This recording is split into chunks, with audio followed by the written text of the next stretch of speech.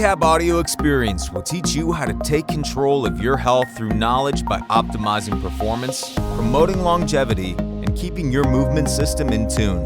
Welcome to your host, the Prehab Guys.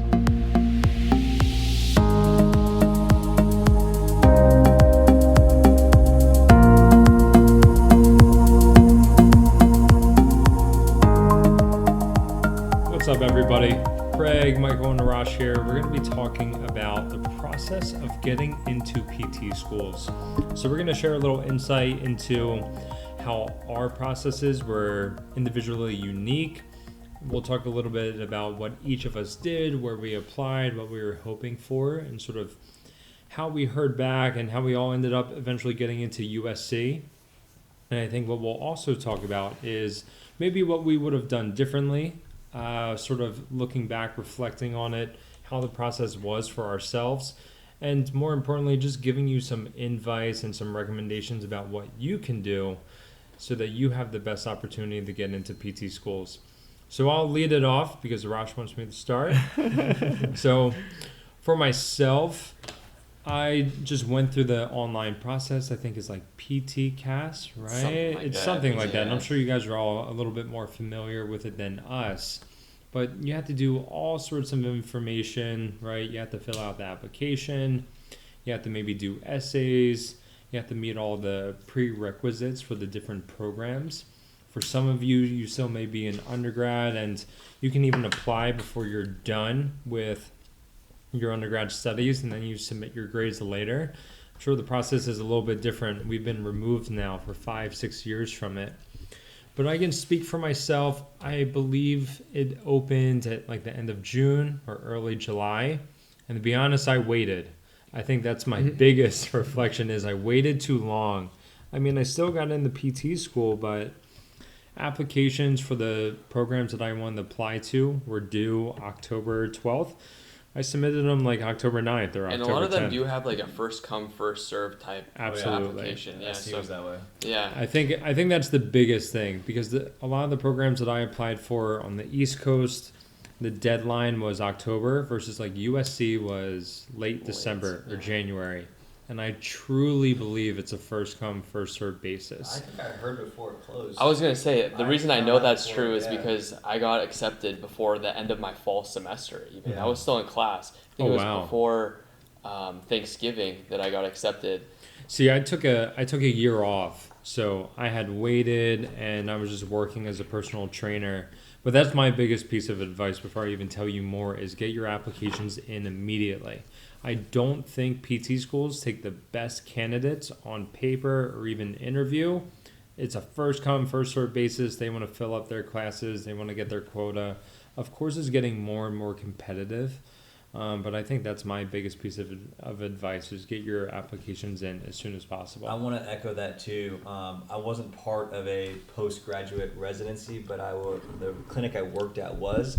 I won't mention any specifics, but basically the way it works for postgraduate residencies, and it was the exact same thing. So say you finished, you got into PT school, you did your 3 years, you got your DPT, your doctorates of physical therapy. There's a lot of people that want to get a postgraduate residency, like a sports clinical specialist, an orthopedic clinical specialist, yada, yada, yada.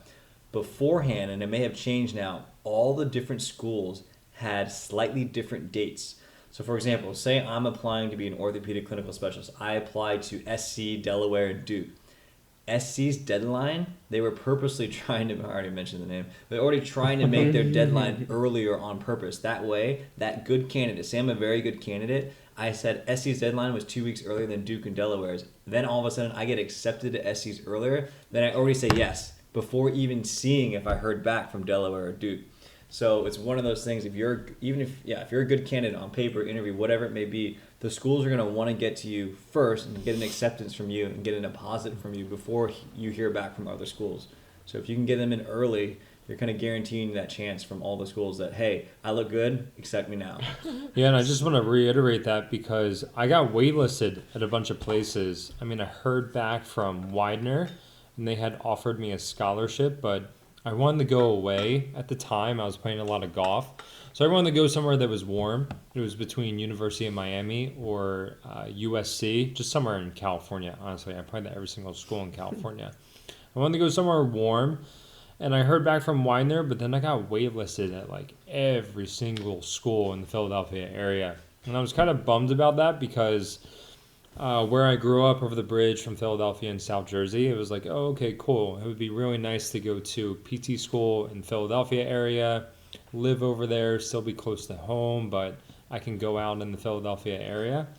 No shot. Got waitlisted by everywhere. And I was like, all right, what am I going to do? So then I was waiting to hear back from other schools. At least I got in somewhere. I heard back from Widener. And then, fortunately, I heard back from University of Southern California in like late November, early December. And I had interviewed at University of Miami, and I was so dead set there because I had a friend there. We went during our senior year of college. We went on spring break. I was like, all right, this place is awesome. I want to go there. I didn't hear back from them, and my mom was like, you would love Southern California much more. You should go there.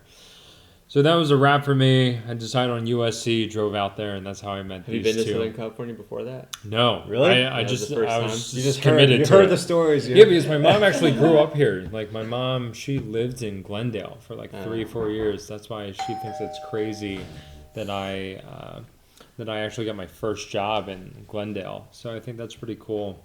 But yeah, for me, I think that's my biggest feedback is just get your applications in. And, I'm sure it's really competitive now. For me, all I needed was like 100 observation hours of anything. Yeah. I got that and then it was done. Like Yeah. I had 0 inpatient Same. hours. Yeah. So I was in an ortho sports spot where I taught a BFR course before and that was it. So I knew exactly what I wanted to do and yeah. Another reason why getting that app early as well is the process takes way longer than you think. You're filling something out, you got to get some letters in, you got to take the GRE, maybe you want to take the GRE again. The process always takes longer than you plan it to be. The earlier you get started, the better also for that reason. You feel a lot more prepared. That way you're not just rushing into taking the GRE last second. I know a lot of people end up doing that. There's some people I know that have applied and haven't even took the GRE yet. And they take the GRE after the application date, which I guess some schools allow. But at the same time, you want to make sure you're best prepared as possible. So definitely do it early. Start early. Don't wait last second. Something else I wanted to say as well for at least my process. So just to backstep for myself, Arash, I went to undergrad at San Diego State. And they had a PT school. However, their PT school was not accredited at that point. And I got into that school. I also got into USC. There are a few other schools I was thinking about, but really my main 2 options were between USC and San Diego State. However, the problem with the accreditation portion was that you were not guaranteed to get that degree afterwards because it was such a new school. San Diego State's a very well-known school, and I'm sure it has got accredited now. Yeah.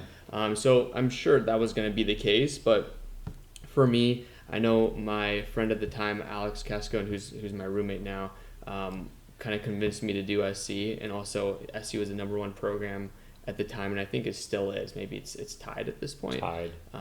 So I knew I was getting a good education at that point, but really, I know people ask us this all the time, like what recommendations we have with getting into PT school, and there's no simple answer. I try to tell people to get as much experience as possible. Most importantly. Yeah, I think that's the biggest thing. You know why? Because I want to make sure that PT is even the right fit for you. There's a lot of people that have done like 100 hours and they're like, yeah, I think PT is good for me, but they haven't really gotten experience for a good variety of PT. Maybe that PT facility is not an average facility. So the more experience you get beforehand, the more you know that this is going to be your career path. PT school is a huge investment, and you don't want to put yourself through this 3-year, multiple $100,000 situation if you're not even sold on PT in the first place. So I think the experience is something that a lot of people overlook, and of course it looks great on an application as well, going to a bunch of different settings. But I think the biggest thing is understanding that's what you want to do, and then getting the clinical experience, because I know for me, one of my biggest things is I wish I saw different settings. Like in school, you learn so much of the science behind things, and it's so hard to relate it to real patient cases. And for that reason, if I had a couple cases in my head that I could reflect and refer those I don't know, those pieces of information to, I feel like I would remember it a lot more. So I definitely, that's my biggest advice, is get as much experience as you can ahead of time. Start that process early. If you're not even sure, just get that process going. That's the only way you'll find out. I think good letters of recommendation from people that are tied to programs that you want to apply to are also very beneficial. And then having a really good essay or interview for that program. USC, at the time that we applied, they didn't do interviews, but they did essays. And I tell physical therapy aides at the clinic that I work at all the time, schools know that you want to help people. Schools know that you're interested in human movement. You like science, you like physical therapy. Those are all basically prereqs to applying. You're empathetic. Yeah, you're empathetic. You know, you're kind, you're nice. Like, you're just rambling off what 90 other people just said. Tie into why you're applying physical therapy to your passion. And I don't care what your passion is. It can be anything. It can be anything not even related to physical therapy. Mm-hmm. I think nowadays programs are looking for diversity. They're looking for unique individuals. I mean, some of our classmates were Spanish backgrounds, dance, theater.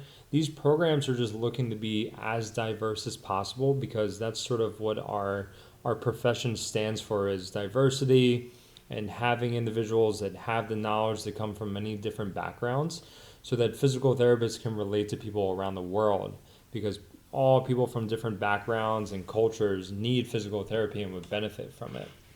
So talk more than just about being empathetic. Talk about how getting the skills and the education of going to physical therapy school is going to help with your passion. And if that's, you just want to learn more so that you can rock climb on your own and help your friends that rock climb, great. Just try to create your own unique story that it's selling and it's appealing to the program. Don't tell me you're empathetic. I'm going to assume that. Yeah. I want to piggyback off of Craig's point. That was a good one. The first one you mentioned about letters of rec, I think that's huge. I don't remember if PTCAS has a limitation on how many letters of rec you have, or if it's an individual school thing. But say you wanted to go to SC, one of your letters of rec better be from an SC alumni. Say you want to go to San Diego State, one of your letters of rec better be from a San Diego State alumni, because who else are they going to refer back to? Yes, you have an application on paper, you look good on paper, but they're like, oh, alumni Michael Lau says that this is a good student that we should take into our program. And I remember Michael. He was a good student when he's there, and now he's a great clinician practicing. If he says this guy is legit, I think we should take him. So if you're able to choose which letters of rec go to which schools, say you're applying to 10 different schools, get a letter of rec from someone from those schools ideally. Maybe you're working with them. Maybe you volunteered with someone. Maybe you aided for someone. But I think that's a really good way to get kind of an upper hand against someone else who maybe has letters of rec from their professor, but everyone's going to have a letter of rec from the professor. But if the professor went to that school, it means a lot more to that to the application process committee. Mike's taking candidates now for the next letter of rec. Whoever wants to apply to USC, you have a willing good guy here. Yeah. Talk about your past, Mike, getting into PT school. I feel like I've never heard your story. Mine was a little different, I think, than most. So I graduated. I always thought I'd be a physician. I always wanted to be an orthopedic surgeon. When I finished undergrad, though, at the time I was like, man, I don't know, and for a variety of reasons, I don't want to be an orthopedic surgeon, but I don't know where I want to go. So I decided to actually, in my senior year, apply for the Masters of Biokinesiology and Biokinesiology at USC. What? Yeah. So I actually got accepted to that, and I was on tour. For those that know the SC program with Dr. Susan Sigward, she gave me the tour, and during the tour, I'm seeing the movement lab. Then I started seeing all the PT stuff, and I was like, dude, this is really sick. I think this is more up my alley, working with people than doing research and numbers and spreadsheets. So I applied for the physical therapy, the DPT program, the following year. And I kind of had a good feeling of it because it's the same application as the Masters. That if I got into the Masters, I feel like I hopefully should get into the PT program. But that was my kind of journey there. It was kind of backwards. I discovered PT through the Masters of Biokinesiology there, and that was my route. Yeah. Who knew? There we go. I know. We all made it here. But yeah, so basically big points. Get that application started early. Get as much clinical experience as you can beforehand. Get good letters of rec. Make sure you do your research ahead of time as well. If you can try to tie down, like Mike was saying, some pieces of information about that school, whether it's through letters of rec with the professors or someone that has been at that facility, or if you tie down something within what that school is known for within your letter of rec, that way it makes it a little more personal versus just a very generic letter of rec. I know that there's some supplemental applications that schools have, and you want to definitely make sure they know that you did your due diligence in doing research. All right. All right, guys. That was fun. Keep submitting more questions to us, more topics. We're happy to talk about things like this. We just want to keep doing more of these shorter podcasts about topics that you're interested in. And if you liked it, screenshot it, tag the Prehab Audio Experience. Let us know that you liked it. It really lets us know if this is something that we should continue to talk about. And like Craig said, drop us your topics. We love to talk about this stuff. Yeah, don't forget to rate, review, and subscribe as well. We have a podcast Instagram for those of you guys that don't know. It's at Prehab Audio Experience, so make sure to follow that. Slide them topics in the DM. Thanks, guys.